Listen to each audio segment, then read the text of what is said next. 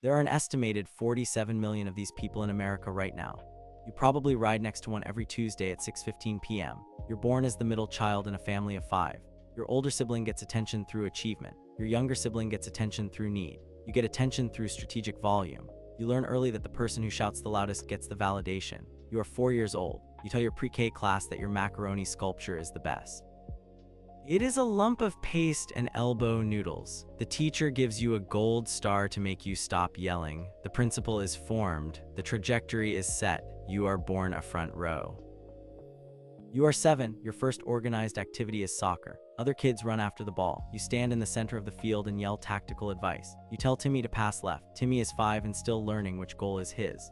The coach, a 39-year-old accountant named Dave, asks you to please stop. You tell Dave his coaching strategy is flawed. You have watched 3 YouTube videos of European leagues. You are benched for the rest of the season. You consider this a promotion.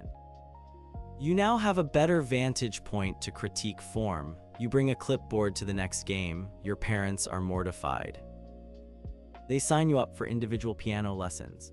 You quit after 2 sessions because the teacher won't let you play at her tempo. You demand to sit at the front of the class during a school assembly. The theme is fire safety. A firefighter is speaking. You raise your hand during the demonstration to ask about the BTU output of his hose. The firefighter named Mike blinks twice. He says he doesn't know. You sigh audibly. A teacher escorts you to the back of the auditorium. You spend the rest of the presentation calculating how many gallons per minute would be needed to extinguish the school. You write the number on your hand. It is 420. The math is wrong. And just like that, you reach the most insufferable period of being a front row. You're a teenage front row. You join the school choir. You are assigned to the back row of the alto section. You complain to the director that your vocal projection is being stifled by less dedicated singers. You are moved to the front. You now stand directly in front of the soprano section, blocking their view of the director. You sway with 30% more amplitude than anyone else. You mouth the words to the tenor part. You are not a tenor. During the winter concert, you hold a final note for 3 full seconds after the cutoff.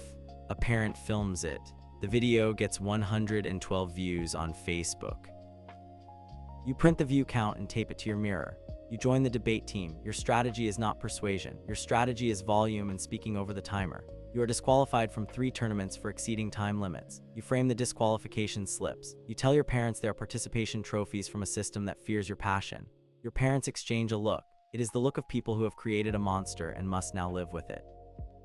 You get your first job at a Panera Bread. You are put on the cash register. You critique the efficiency of the soup ladlers. You time them with your iPhone stopwatch. Your manager, Kevin, tells you to focus on upselling the avocado smash. You instead focus on securing the prime register position, the one closest to the customer queue. You call it the front row. You arrive 20 minutes early for every shift to claim it. A coworker named Chloe once takes it. You spend your entire shift passive-aggressively restocking straws near her station. You are written up for creating a hostile work environment. You frame the write-up. You consider it a badge of honor for defending your territory. Tag a front row you know in the comments. They need to hear this. You quit Panera after 6 months. Your resignation letter cites a lack of forward-thinking register placement. Kevin does not read it. And then you become an adult with the front row genes in full bloom. You are 24. A friend drags you to spin class at a new boutique studio called Torque. It costs $38 per session. The room is dark, the music is loud. The bikes are arranged in 4 rows. You see the front row directly under the instructor's platform, bathed in the glow of the stage lights. It is empty. Your soul recognizes its home. You claim bike 3. The instructor's name is Jake. He has 74,000 Instagram followers. You make eye contact with Jake during the first warm-up song. You nod along to his instructions with a seriousness reserved for hostage negotiations. You pedal 15% faster than the called RPM. You shout yes when he says turn it up. No one else shouts. The woman on bike 2 moves to the back row after class. You buy a membership. You attend the 6 a.m. class with Jake every Monday, Wednesday, and Friday. You arrive at 5:37 a.m. to ensure you get bike 3. You bring your own towel, your own water bottle, and your own branded cycling shoes. You wear a heart rate monitor that syncs to the studio's screen. Your name and your calorie burn are displayed for the entire class to see. You burn 620 calories. Susan in the back row burns 240. You make a point of mentioning this to Susan in the locker room. Susan now goes to the 7:15 class. You have peace of mind. Subscribe so you can keep crying about people you've definitely met. You start dating. Your Hinge profile features 3 photos, one on bike 3, one holding your cycling shoes, and one with a blurred out Jake in the background. Your prompt is I'm looking for someone who understands the grind. You match with a woman named Priya. You suggest a first date at a juice bar after your Saturday class. You are 17 minutes late because you stayed to ask Jake about his macro splits. Priya has finished her acai bowl. You talk for 40 minutes about your FTP score and how the studio's new playlist lacks motivational coherence. Priya excuses herself to take a call. She never returns. You get the check. You leave a 2-star Yelp review for the juice bar citing poor seating sightlines. You become a studio regular. The front row is your kingdom. You know the names of all the substitutes. You rate them internally. You give a sub named Marcus a B- for his lack of hill simulation. You provide this feedback directly to Marcus after class. Marcus says thank you. He means go away. When the studio hires a new front desk person, you give them a detailed orientation on your towel preference. The new person, a college student named Leo, calls you sir. You are 31, you correct him, you tell him to call you by your first name but with respect. Leo quits 2 weeks later to focus on his finals. You consider this a personal victory. The studio introduces a new loyalty program. The top 3 writers by monthly calorie burn get a free month. You study the leaderboard. You are currently 4th. The person in 3rd is a quiet woman named Gina who takes the noon class. You deduce that the noon class uses a less resistant bike calibration. You file a support ticket with the studio app. You attach screenshots of bike maintenance logs you do not have access to. The manager, Sarah, calls you. She explains the bikes are calibrated weekly. You ask for the calibration reports. Sarah says they are proprietary. You post about it in the studio's private Facebook group. 3 people leave the group. Comment below if you've ever been stuck behind a front row screamer. You achieve your goal. You burn 47,000 calories in a month. You get the free membership. You also get a minor knee strain from overtraining. Your physical therapist tells you to take 2 weeks off spin. You take 1 day off. You return to the Thursday class with a knee brace. You position it prominently. You pedal at 60% resistance but grimace at 100% intensity. Jake shouts your name for motivation. The entire class now knows you are injured and persevering. A man in the 2nd row rolls his eyes so hard you can hear it over the remix of Blinding Lights. You take this as a sign of admiration. You buy a larger knee brace. Years pass. You are 34. The studio rebrands. The new lighting system is brighter. It highlights the sweat stains on your shirt. You purchase a new line of moisture-wicking tops from Lululemon. You spend $870. The new instructor is a 22-year-old named Zoe. She plays a lot of TikTok core music. You do not understand the beats. Your output drops. You are no longer on the leaderboard.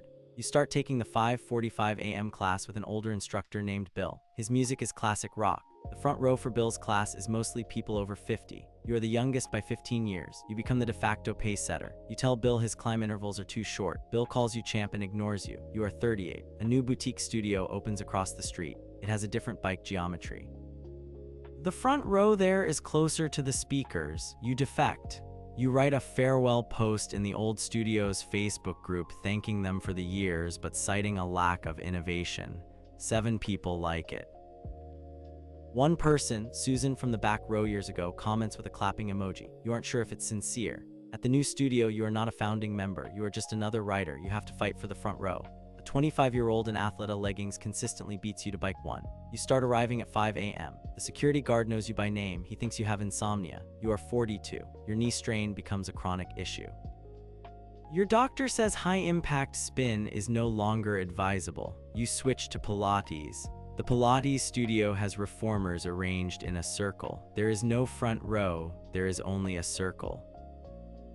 You try to position your reformer at the point closest to the instructor's visual field.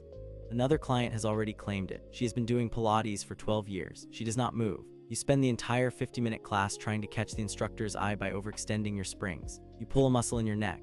You leave a Google review stating the studio's layout inhibits proper form correction. The owner responds politely. You never go back. You try hot yoga. The room is arranged by mat. The front is by the heater. You arrive early. You claim the spot. The heat is 105 degrees. You last 8 minutes before feeling faint. You retreat to the back corner. You do not return. Your legacy is a collection of things. 32 pairs of cycling shoes. 74 studio towels stolen over the years. 1 framed write-up from Panera. A Google Drive folder with 13 spreadsheets tracking your FTP, your RPMs, and your perceived instructor ratings. Your social media is a graveyard of check-ins at Torque now closed. The final post is a photo of Bike 3 empty with the caption "End of an era." It gets 4 likes. Your cousin, your mom, and 2 spam accounts. The front row is now a memory, a habit that shaped your identity, then left you. You're 45, you take long walks, you try to walk at the front of the pack. There's no pack, you walk alone, you pass the old Torque location. It is now a pet grooming salon. You peer inside. A dog is getting its nails trimmed on the exact spot where Bike 3 once stood.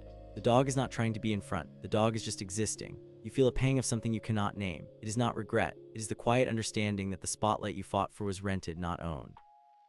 And the rent came due the moment you could no longer keep up the payment. You go home, you delete the fitness spreadsheets, you keep the towels, they are very absorbent. All jokes aside, these are exaggerations, internet caricatures born on social media and spread like wildfire. Yes, the competitive drive and desire for recognition in group fitness are real, but turning the front row rider into a universal punchline reduces real people to a single stereotype.